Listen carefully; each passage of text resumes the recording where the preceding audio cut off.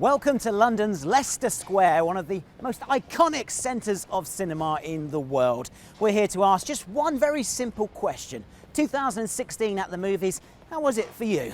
It's time to roll out the red carpet for a special big screen edition of Insight.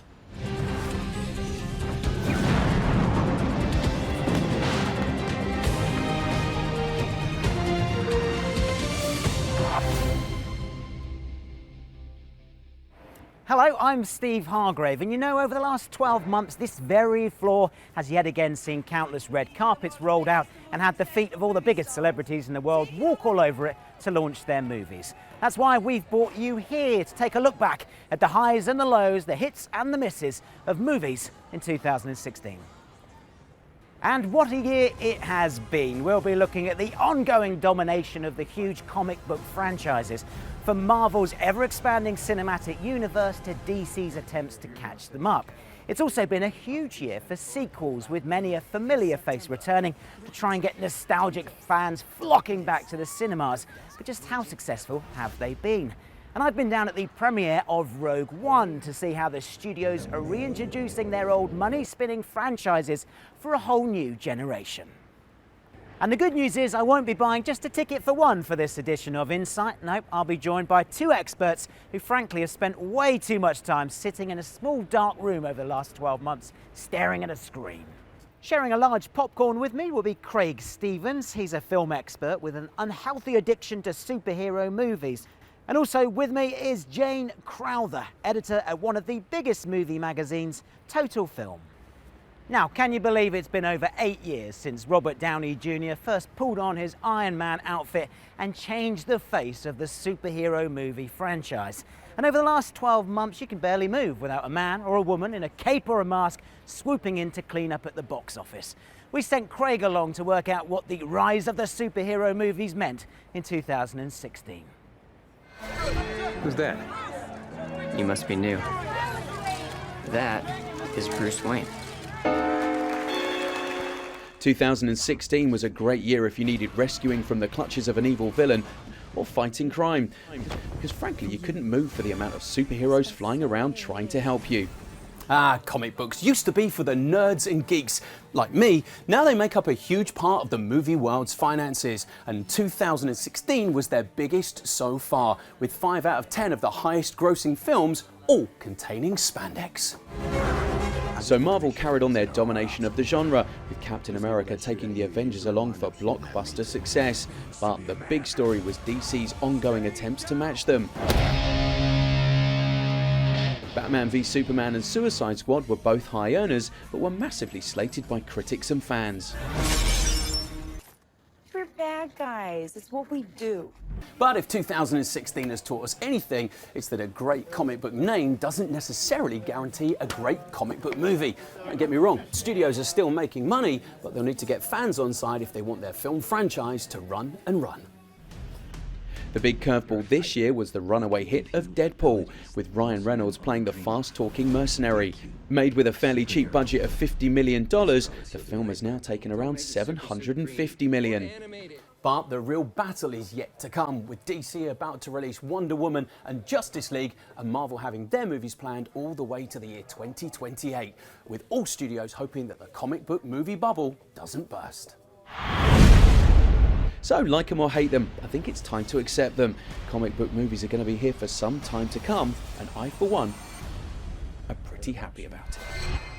And Craig joins me now. Well, Craig, as you were saying there, yet again, this ridiculously big year at the box office for superhero movies. It is, but that doesn't always mean that they're any good, and that's the problem with superhero movies at the moment. Some people are saying there's too many of them, or they're too in-depth, but ultimately, they're like a soap opera.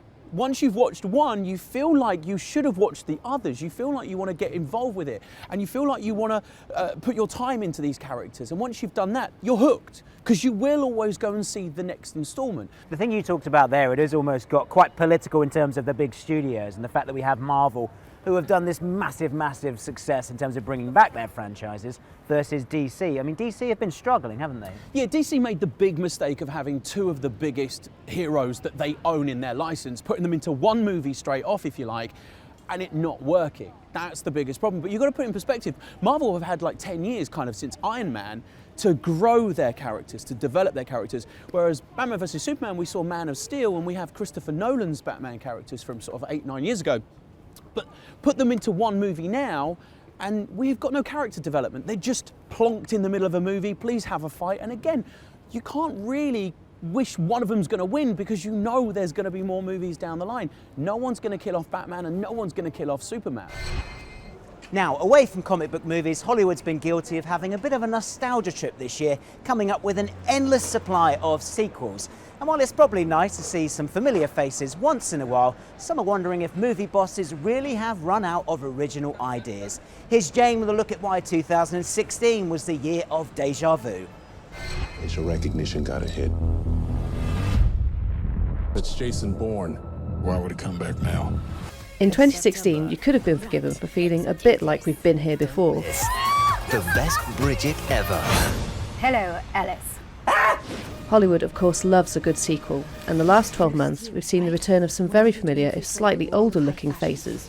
We're back! To see if lightning really can strike twice.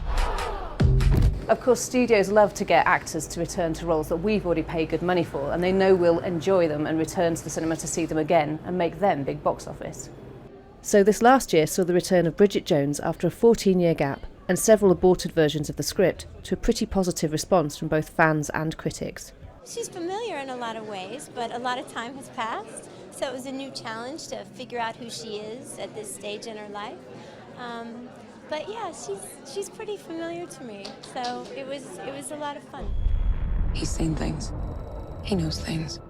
We also saw Matt Damon slip comfortably back into his old Jason Bourne shoes for a fourth outing, and Pixar, who these days love a good sequel, took a second dip in the sea with Finding Dory.